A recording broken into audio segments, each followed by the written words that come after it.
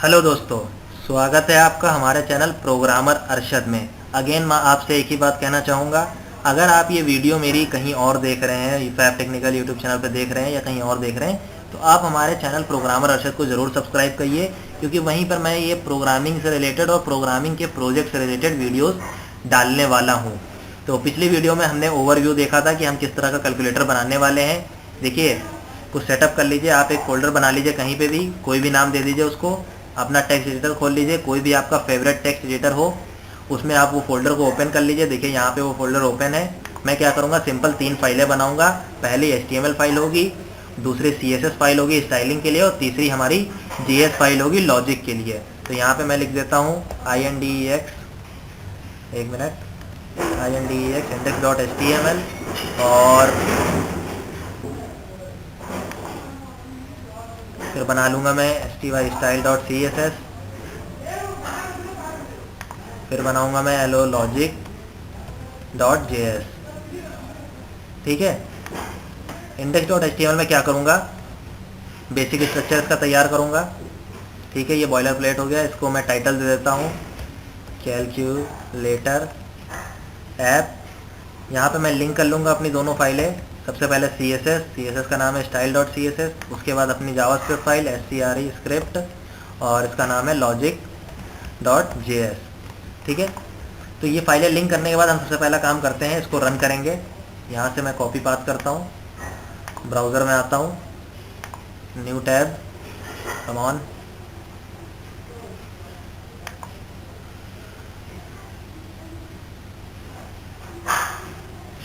ठीक है, दो खुल गए। इसको मैं यहाँ पे पेस्ट करूँगा और एंटर। ठीक है, तो अभी ये ब्लैंक है क्योंकि अभी हमने इसमें कुछ लिखा नहीं है। तो सबसे पहले मैं स्टाइल को टेस्ट कर लेता हूँ, बॉडी लिखता हूँ और बैकग्राउंड इसका कर देता हूँ ब्लैक, और यहाँ पे आके रिलोड करता हूँ। ठीक है, ये काम कर रहा है, इसको रिमूव करता हूँ। देखिए, टेस्ट करना बहुत ज़रूरी है। टेस्ट ऐसा क्या होता है ना, हम 50-60 लाइन का कोड लिख जाते हैं, उसके बाद हम फर्स्ट टाइम जाके रन करते हैं और एरर आ जाता है, यानी वो फाइल रन नहीं होती है और हम सोचते हैं कहाँ पे एरर आ गया। हम क्या करते हैं, अपना पूरा कोड छानते हैं कि उस कोड में तो एरर नहीं है। फिर एंड में जाके हमें पता चलता है कि हमने वो फाइल लिंक ठीक से नहीं करी है, उसका नाम कुछ गलत है, स्पेलिंग में कुछ चेंजेस हो जाता है। तो ये एक अच्छी हैबिट है कि आप सबसे पहले फाइल लिंक करें और एक कोड लिख कर मतलब चेक कर लें कि फाइल अच्छे से लिंक हो गई है कि नहीं। ठीक है, तो ये हमारी तीनों चीज़ें लिंक हो गई हैं। अब हम कोडिंग स्टार्ट करने वाले हैं।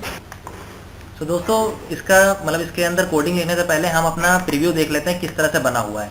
तो यहाँ पे देखिए कुछ नहीं है, यहाँ पे एक सीधा सा बॉक्स है, उसके अंदर एक इनपुट फील्ड है, और ये जो है ये बटन्स नहीं है, ये हमने टेबल के अंदर TDs से बनाया है। तो हम यही करने वाले हैं। यहाँ पर आते हैं कोड में, हम एक सिंपल सा बॉक्स बनाएंगे।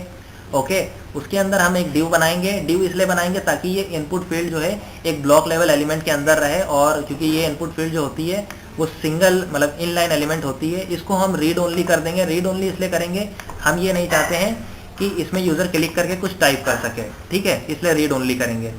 और उसके बाद हम टेबल बनाएंगे। टेबल के अंदर हमें कुछ TRs और TDs बनाने हैं, और ये सारे डाटा हम इसमें फिल कर लेते हैं।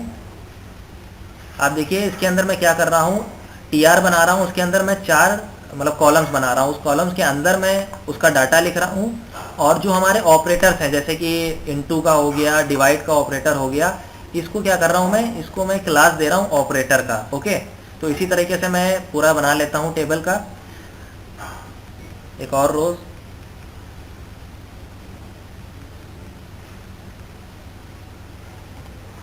ठीक है। तो हमने क्या करा है, देखिए यहाँ पे टेबल बनाई है जिसमें से हमने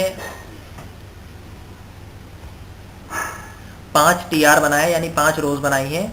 आप यहाँ पे देख सकते हैं 5 रोज। अभी ये स्टाइल नहीं है, अभी हम CSS में स्टाइल करेंगे। फिलहाल अभी हम स्ट्रक्चर बना रहे हैं। तो इसमें क्या करा है, इसको समझ लीजिए। कोड को हमने TR बनाया है, और एक टेबल TR मतलब रो बनाई है। उस रो के अंदर हमने 4 कॉलम बनाए हैं, और उस 4 कॉलम के अंदर हमने डाटा लिख दिया जिस तरह से हमें वहाँ पे दिखाना है। ठीक है, तो ये अभी स्ट्रक्चर है।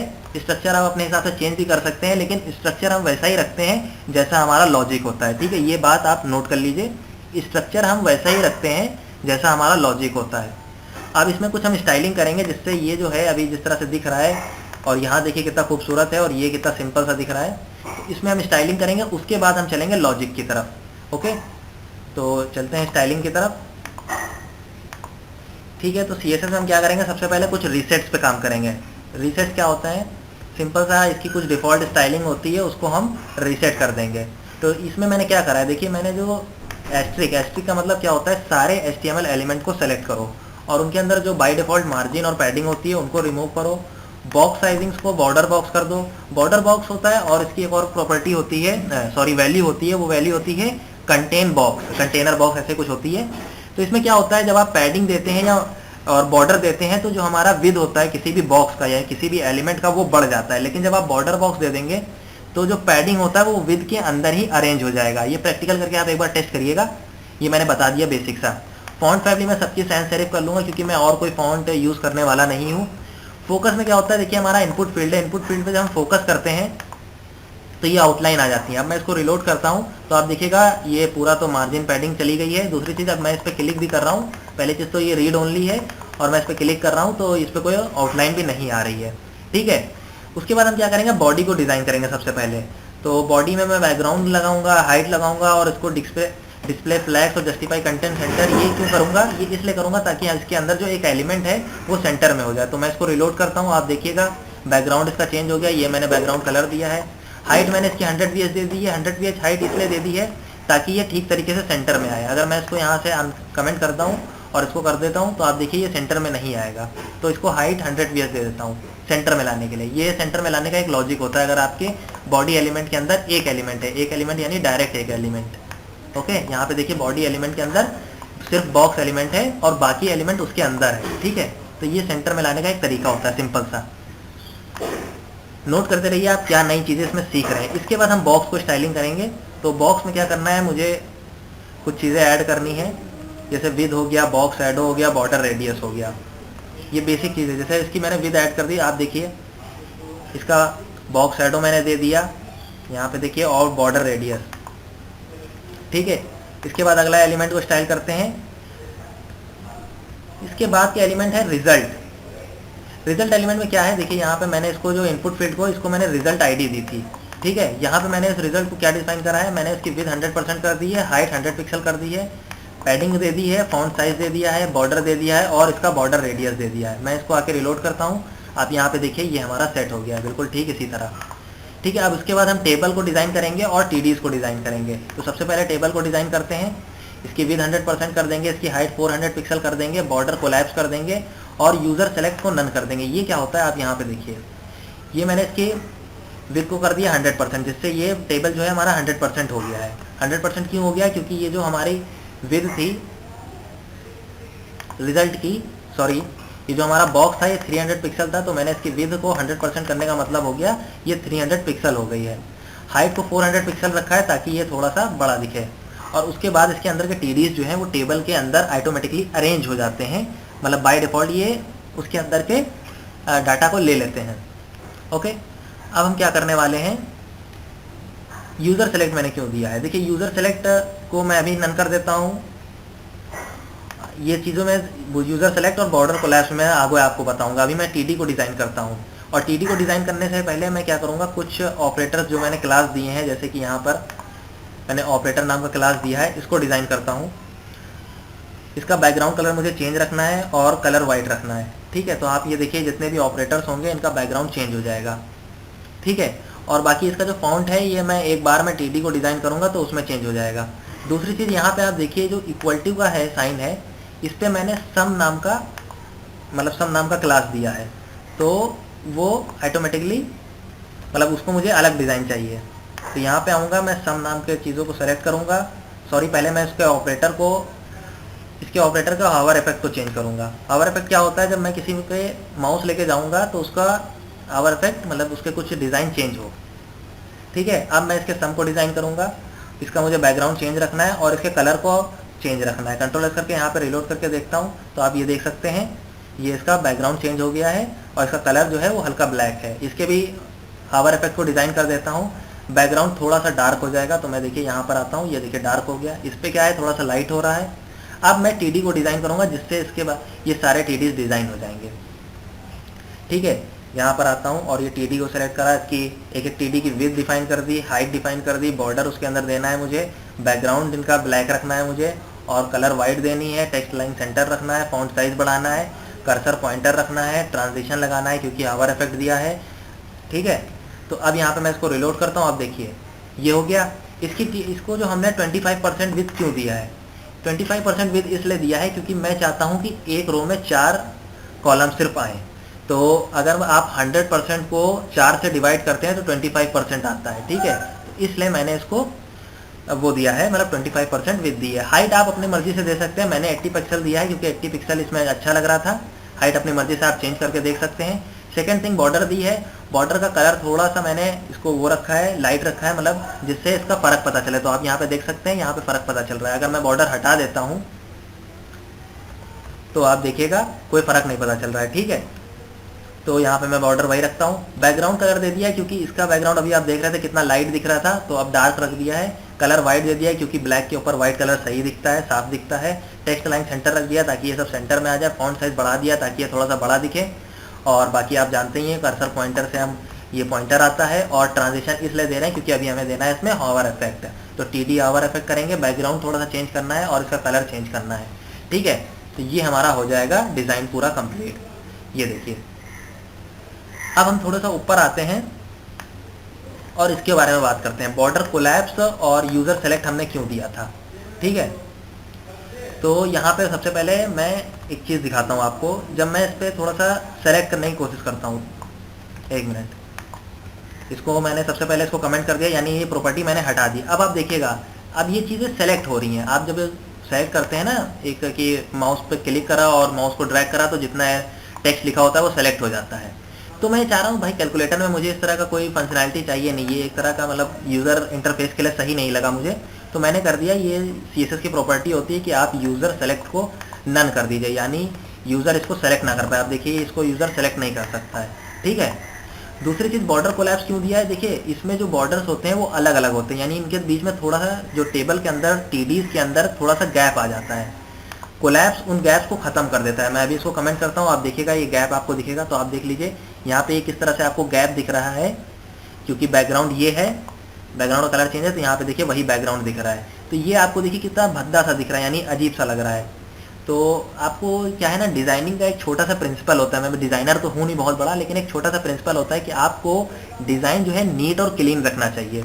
तो उसी नीट एंड क्लीननेस के लिए मैंने यहाँ पे बॉर्डर कोलैप्स दे दिया है, ठीक है। आप देखिए ये थोड़ा सा अच्छा दिख रहा है, ओके। तो हमारी जो है स्ट्रक्चर तैयार हो गया है, डिज़ाइनिंग तैयार हो गई है। अब हमें क्या करना है, अब हमें मूव करना है logic.js पे, ठीक है।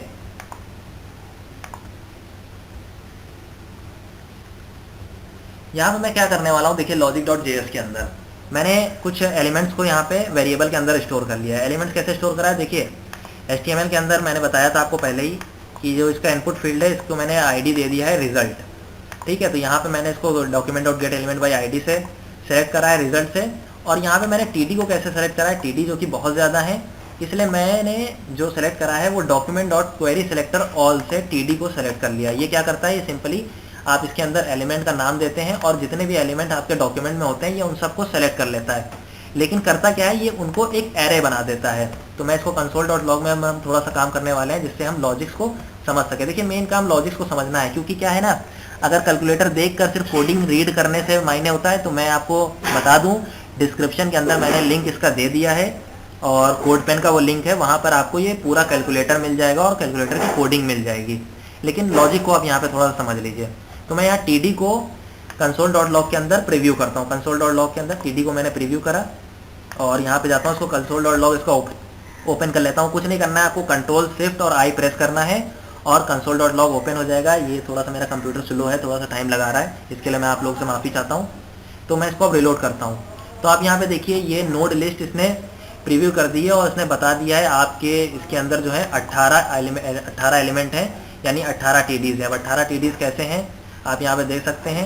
4 एक रो में है, 1 2 3 और 4, ठीक है।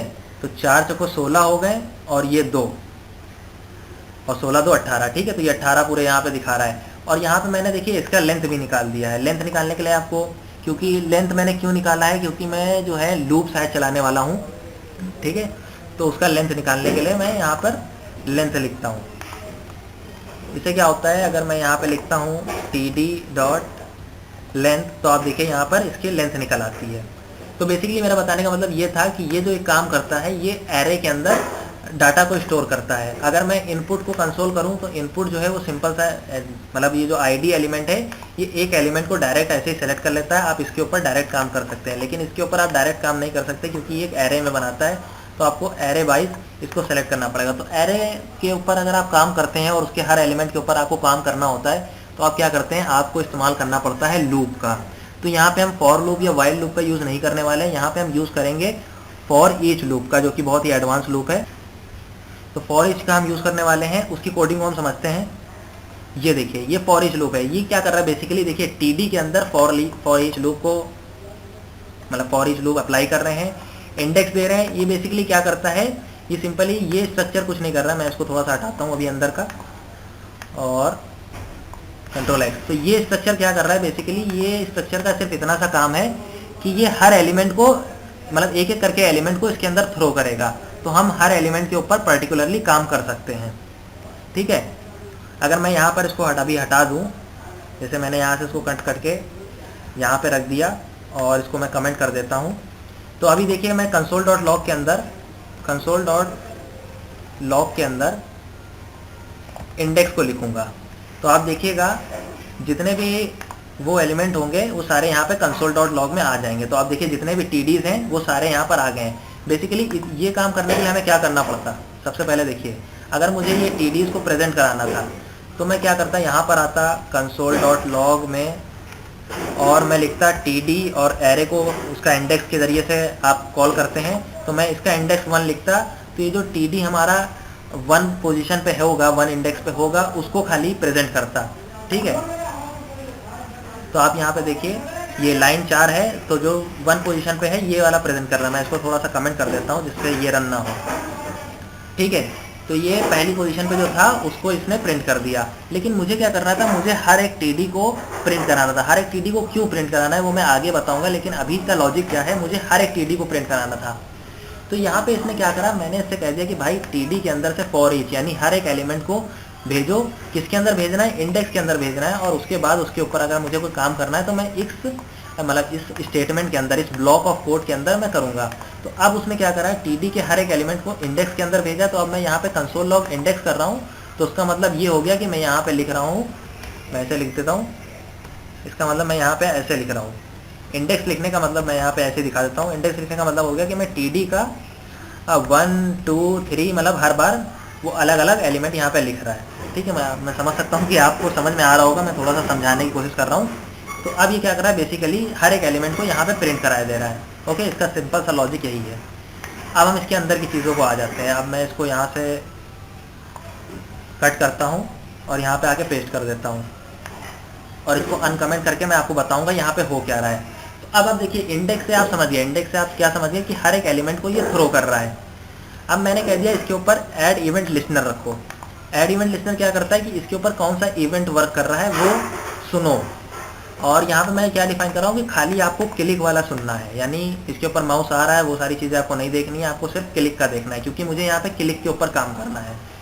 क्लिक के ऊपर बात करने के बाद मैंने एरो फंक्शन बनाया है। ये सिंपली कुछ नहीं है, फंक्शन बनाना है। ये मैं इसका थोड़ा सा स्ट्रक्चर आपको बता देता हूँ। इसको मैं कमेंट करता हूँ, ठीक है। और मैं यहाँ पे आपको बता देता हूँ कि क्या होता है। मान लीजिए मैंने TD को सेलेक्ट करा, TD1 को, और मैंने इसके ऊपर लिखा ऐड इवेंट लिस्टनर, और मैंने यहाँ लिख दिया कि क्लिक करना है। और फिर उसके बाद मैं करता हूँ कि ये फंक्शन इसके जब ये हो तो ये इसके अंदर एक फंक्शन कॉल हो। ये सिंपल सा इसका स्ट्रक्चर होता है। और मैंने कह दिया जब TD1 पे क्लिक हो तो अलर्ट हो, यानी इसके अंदर मैं कुछ भी लिख सकता हूँ। मैंने कह दिया हेलो, ठीक है। अब मुझे TD1, तो TD1 यहाँ पे कौन सा होगा, ये होगा। तो मैं इस पर क्लिक करता हूँ तो आप देखिए हेलो आ गया, ओके। तो बेसिकली आप समझ गए होंगे ना ऐड इवेंट लिस्टनर क्या करता है। अब मैं इसको अनकमेंट करता हूँ और आगे की कोडिंग आपको समझाता हूँ, ठीक है। तो अब ये जैसे ही किसी भी TD के ऊपर क्लिक होगा, और जिस TD के ऊपर क्लिक होगा उसका ये प्रोसेस करेगा, ठीक है। तो यहाँ पे TD के ऊपर क्लिक हुआ, और अब मुझे क्या करना है कि जिस TD के ऊपर क्लिक हो रहा है तो उस TD की जो फंक्शनैलिटी है वो एग्जीक्यूट करे। यानी अगर 7 के ऊपर क्लिक हो रहा है तो 7 एग्जीक्यूट करे। तो यहाँ पे देखिए क्या हुआ, टीडी के ऊपर क्लिक हुआ, सबसे पहले वेरिएबल एक बनाया मैंने नम नाम से। नम नाम के आप किसी भी नाम का वेरिएबल बना सकते हैं, वेरिएबल आपके हाथ में है, लेकिन उसके अंदर वैल्यू मुझे क्या असाइन करनी है, index dot inner HTML. Index dot inner HTML, सबसे पहले इंडेक्स क्या ला रहा है, इंडेक्स ला रहा है हमारा टीडी, ठीक है। तो इंडेक्स हमारा टीडी ला रहा है। टीडी क्या है, टीडी ये हो गया। इनर एचटीएमएल क्या करता है, उसके अंदर क्या लिखा हुआ है उसको थ्रो करता है। तो इनर एचटीएमएल का मतलब हो गया, अगर मैंने इस टीडी पे क्लिक करा है तो यानी 7 को वो नम के अंदर भेज रहा है। अब मैंने यहाँ पे कुछ कंडीशंस अप्लाई करी हैं, इस कंडीशन को थोड़ा सा आप समझिए। अगर मैं इक्वल टू के अंदर क्लिक करता हूँ, देखिए क्या होता है, इसकी फंक्शनैलिटी को आप समझिएगा थोड़ा सा। मैं चाह रहा हूँ कि जब मैं 7, 8 इन सारी चीज़ों पे क्लिक करूँ तो यहाँ पे डाटा है, लेकिन और प्लस माइनस इन सारी चीज़ों पे ऐड करूँ तो वो यहाँ पे प्रीव्यू हो, लेकिन इक्वल टू पे जब क्लिक करूँ तो इक्वल टू यहाँ पे दिखे ना, बल्कि इसके अंदर जो मतलब है लॉजिक है वो कैलकुलेट हो जाए, ठीक है। तो यहाँ पे मैं कह रहा हूँ कि अगर नम के अंदर इक्वल टू आया है तो भाई आप एक काम करिए, एक वेरिएबल बनाइए सम नाम का और उसमें एवेल्यूट करिए। एवेल्यूट कुछ नहीं, कैलकुलेट करता है। कैलकुलेट क्या करता है, मैं यहाँ पे दिखाता हूँ आपको, यहाँ पे लाता हूँ और कंसोल डॉट लॉग के अंदर आपको एक फंक्शन, या कंसोल डॉट लॉग करने की जरूरत नहीं है, ऑलरेडी कंसोल डॉट लॉग के अंदर है ही है। EVL ये फंक्शन होता है एवेल्यूट। ये फंक्शन क्या करता है, इसके अंदर आप कोई भी स्टेटमेंट लिखेंगे, जैसे आपने लिखा 2 + 2 और इंटर करेंगे तो ये आपको रिजल्ट दे देगा 4 का। ठीक उसी तरीके से आपने इसके अंदर 2 × 2 लिख दिया तो ये उसका रिजल्ट आपको दे देगा। सेम रिजल्ट होता है 2 + 2 का। मैं यहाँ पे कर देता हूँ 3, तो आप देखिए उसका यानी इसने रिजल्ट आपको दे दिया। तो बेसिकली मैं क्या कर रहा हूँ, मैं ये कह रहा हूँ कि इसके अंदर एवेल्यूट के अंदर इनपुट डॉट वैल्यू, इनपुट क्या है, ये हमारा एलिमेंट है, यहाँ से मैंने सेलेक्ट कर रखा हुआ है। इसकी वैल्यू, वैल्यू क्या है, इसके अंदर जो लिखा होगा उसको एवेल्यूट करो। मैं इस कोड को रन करता हूँ, आपको दिखाता हूँ। मैंने 7 पे प्रेस करा, अब इसके अंदर 7 आ गया। प्लस पे प्रेस करा, इसके अंदर प्लस आ गया। 8 के ऊपर प्रेस करा, इसके ऊपर 8 आ गया। अब जब मैं, अब देखिए यहाँ पे क्या है, यहाँ पे ये हो रहा है कि एवेल्यूट के अंदर 7 + 8 हो गया। अब मैं चाह रहा हूँ कि ये कोड एग्जीक्यूट करे, तो ये कोड कब एग्जीक्यूट करता है, जब ये फंक्शन एग्जीक्यूट करेगा। और ये फंक्शन हम कब एग्जीक्यूट करा रहे हैं, जब आप इसके ऊपर क्लिक करेंगे तो ये फंक्शन एग्जीक्यूट हो जाएगा। जैसे मैंने इसके ऊपर क्लिक करा, आप देखिए 15 का रिजल्ट यहाँ पे आपको मिल गया। तो बेसिकली मुझे यही समझाना था। और ये रिजल्ट कैसे मिला, आप देखिए ये लॉजिक को भी समझिए। अब इसके अंदर जो 15 आया, अभी सपोज यही करिए कि 15 आया, वो 15 कहाँ गया, सम के अंदर गया।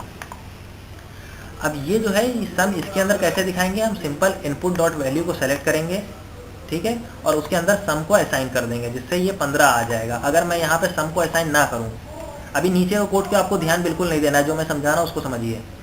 और मैं यहाँ पे लिखूँ कि भाई 7 + 8 और मैं इसको क्लिक करूँ तो आप देखिए कैलकुलेट हो गया है, लेकिन वो यहाँ पे प्रिंट तब करेगा जब हम उसकी वैल्यू असाइन करेंगे। तो मैंने कह दिया भाई इनपुट डॉट वैल्यू के अंदर सम को असाइन कर दो, यानी जो लिखा है उसको रिमूव करो और जो अभी आया है जो कैलकुलेट होगा वो असाइन कर दो।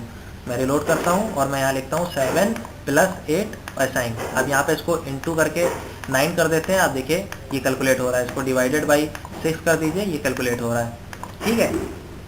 दूसरी चीज़ अब क्या है, अगर इसके अंदर C आता है जो कि यहाँ पे लिखा हुआ है, तो आप सिंपल क्या करो, इनपुट डॉट वैल्यू को एम्प्टी कर दो। ये इसका मतलब होता है एम्प्टी करना। तो अब मैं रिलोड करता हूँ और यहाँ पे मैं कुछ भी ऐसे लिख देता हूँ। आप देखिए ये लिखा हुआ है और मैं जैसे सी पे इस पे प्रेस करूँगा तो ये देखिए एम्प्टी हो गया, ओके। दूसरी क्या है, अगर CE पे आता है तो ये थोड़ा सा लॉजिक आपको समझना है, ये लॉजिक थोड़ा सा आपको समझना है। ये अगर आप समझ गए तो बस मामला ख़त्म। एल्स इसके अंदर अगर CE आया, CE कब आएगा, उसके इंडेक्स डॉट HTML के ज़रिए से आएगा। तो आप सबसे पहले तो इसकी वैल्यू को गेट करिए, यानी इसके अंदर जो लिखा है, इसके अंदर ये सारी चीज़ें लिखी हैं, तो यहाँ पे क्या आएगा, यहाँ पे समझिए। जैसे ही इसके ऊपर आप क्लिक करेंगे सबसे पहले ये 7855 आ जाएगा। किसके अंदर आ जाएगा, वैल्यू के अंदर आ जाएगा।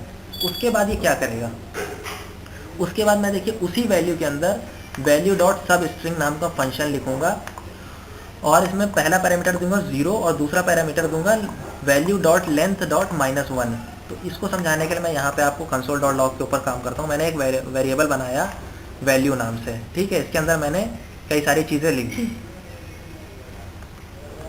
ठीक है, और मैं सिर्फ इंटर करता हूँ। और मैंने कहा भाई एक काम करो, इस वैल्यू जो है, वैल्यू की सबसे पहले मुझे लेंथ दो, तो लेंथ प्रॉपर्टी क्या करता है, कितने आइटम है यानी 1 2 3 ये निकाल के देता है। मैं एंटर करता हूँ, ओके यहाँ पे अनडिफाइन आ गया,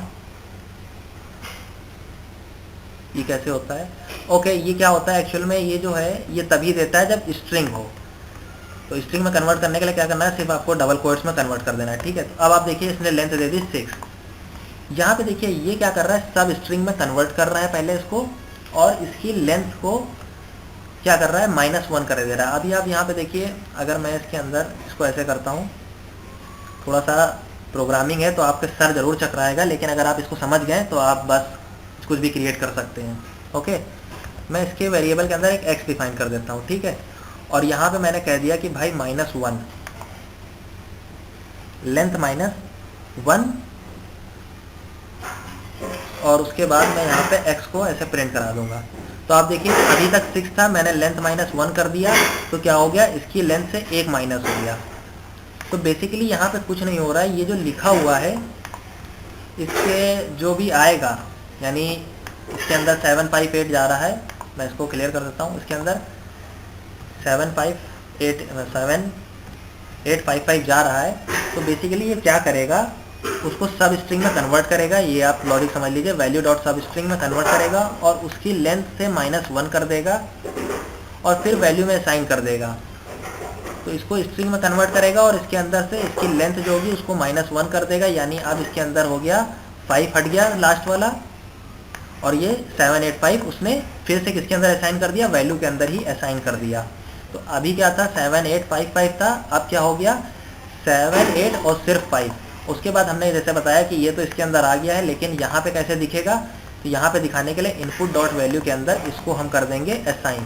तो अब आप देखिएगा यहाँ पे मैं इसको रिलोड करता हूँ और 7855 करा, यहाँ पे अब मैं इसको करूँगा सी, तो आप देखिएगा एक एक माइनस होता जा रहा है, ठीक है, ये एक एक माइनस होता जा रहा है। उसके बाद फाइनली मैंने कह दिया कि अगर देखिए यही 3 चीज़ थी, सी, सी और प्लस, ये 3 चीज़ के अलावा कुछ भी आता है उसके अंदर, कुछ भी क्या आएगा, ये सारी चीज़ें आएंगी, तो आप सिंपल उसको यहाँ पर दिखा दो, क्योंकि ये सारी चीज़ें हमें यहाँ पर प्रीव्यू करनी है, ठीक है। तो बेसिकली ये हो गया हमारा सिंपल सा लॉजिक। सबसे पहले तो मैं आप लोगों से सॉरी बोलना चाहूँगा कि वीडियो बहुत लंबा जा रहा है। मैंने सोचा था कई सीरीज़ में मैं इसको कई पार्ट्स में वीडियो बनाऊंगा, लेकिन अब मैं सोच रहा हूँ कि एक ही पार्ट में निपटा दूँ। तो उम्मीद करता हूँ आप वीडियो में बोर नहीं हो रहे हैं। अगर आप बोर हो रहे हैं तो एक काम करिए, थोड़ा देर वीडियो रख दीजिए और उसके बाद के वीडियो को फिर से पूरा देखिए, लेकिन पूरा ज़रूर देखिएगा क्योंकि इसके अंदर मैं कई सारी चीज़ें समझाने वाला हूँ।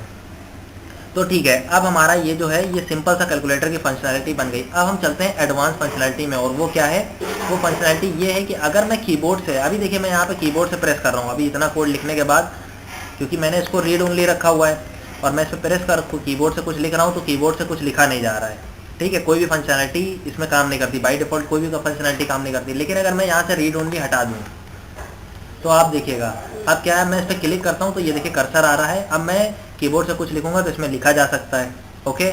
लेकिन अभी भी ESC प्रेस करूंगा तो ये खाली नहीं हो रहा है, और बैक स्पेस से तो ये माइनस हो ही रहा है। लेकिन अभी भी अगर मैं इसमें यहाँ लिखता हूँ कि भाई 78 + 23 और एंटर प्रेस करूँगा तो ये लोड नहीं होने वाला। तो ये कई तरह की फंक्शनैलिटी मुझे बनानी है। इस फंक्शनैलिटी को बनाने के लिए फिर से मैं इसको रीड ओनली कर देता हूँ, जिससे यहाँ पे आप यूज़र क्लिक करके कुछ ना कर पाए, ठीक है। अब मैं कुछ फंक्शनैलिटी आपको समझाने के लिए क्या करता हूँ, सबसे पहले डॉक्यूमेंट को सेलेक्ट करता हूँ, ठीक है। डॉक्यूमेंट के अंदर इवेंट लिस्नर लगाता हूँ। इसके अंदर मुझे इवेंट लिस्नर क्या लगाना है, मुझे कीबोर्ड पे काम करना है तो कीबोर्ड का इवेंट लिस्नर लगाना है, और मैं यहाँ पे लगाऊंगा की डाउन का, यानी जब की कोई दबाए तो उसके बाद फंक्शन एग्जीक्यूट होना चाहिए, ओके, ठीक है। यहाँ पे फंक्शन एग्जीक्यूट हो रहा है। अब इसके अंदर मुझे चाहिए इवेंट, कि क्या इवेंट आ रहा है, ठीक है। अब मैं यहाँ पे काम करता हूँ, कंसोल करूँगा। ये कंसोल कब होगा, ये कंसोल तब होगा जब कोई भी डॉक्यूमेंट पे, यानी डॉक्यूमेंट पे यहाँ पर कहीं भी जब भी इस पे, यानी ये टैब उसका एक्टिव है और वो की पे प्रेस करता है तो यहाँ पे कंसोल होना चाहिए। तो आप देखिए यहाँ पे मैं इसको,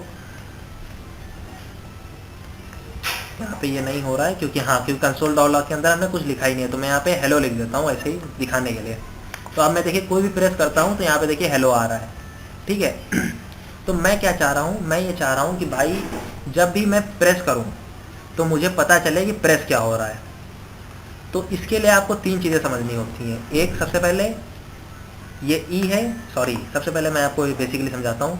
आपको की कोड, की और कोड, ये 3 चीज़ें इसमें समझनी है। ये 3 चीज़ें आपको समझ में आ गई तो आप समझ लीजिए ये फंक्शनैलिटी बना लेंगे। तो की कोड क्या होता है? की कोड, यहाँ पे मैं ई को, यहाँ पे इवेंट आ रहा है तो कौन सा इवेंट आ रहा है उसको यहाँ पे करता हूँ, और फिर मैंने कहा की कोड, यानी जो इवेंट आ रहा है उसका की कोड निकाल के मुझे दे दो। कोड का जो होता है सी बड़ा होता है, ठीक है। तो अब मैं यहाँ पे प्रेस करूँगा तो आप देखिए की कोड आ रहा है। अभी मैंने 1 प्रेस करा, 1 का की कोड क्या है 49, 2 प्रेस करा 50, ऐसे ही। और ए बी पे सी डी प्रेस करूँगा तो उसका की कोड आ रहा है। ठीक उसी तरीके से अगर मैं यहाँ पे लिख दूँ की, तो यहाँ पे क्या आएगा? अब ये आएगा की, यानी कौन सी की प्रेस हो रही है। तो देखिए 1 प्रेस करा 1, सॉरी अभी तो मैंने यहाँ प्रेस कर दिया, यहाँ से हटाइए 1, ए बी सी, जो भी मैं प्रेस करूँगा वो आएगा। इंटर प्रेस करूँगा इंटर दिखाएगा, ESC प्रेस करूँगा एस्केप दिखाएगा, ठीक है। तो सबसे पहले कुछ चीज़ों को मैं बता दूं, क्या बताने जा रहा था। तो सबसे पहले मैं कुछ नहीं करूंगा, मैं सबसे पहले इंटर की फंक्शनैलिटी बनाऊंगा और ESC की फंक्शनैलिटी बनाऊंगा, क्योंकि वो बहुत ही इजी है। तो उसके लिए क्या करना पड़ता है, मैं यहाँ पर आता हूँ पहले, और पहले मैं आप क्या करिए, आप ऐसे लिख लीजिए ये वाला कोड। ये कोड आपने लिखा, इसको रिलोड करिए। अब आप सबसे पहले इंटर दबाइए।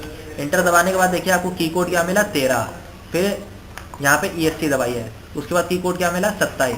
तो आप यहाँ पे आइए। अब इस कोड को मैं यहीं पे नीचे लिख देता हूँ, ये कोड रहने देता हूँ, और यहाँ पे मैं लिखता हूँ इफ़ ई डॉट या फिर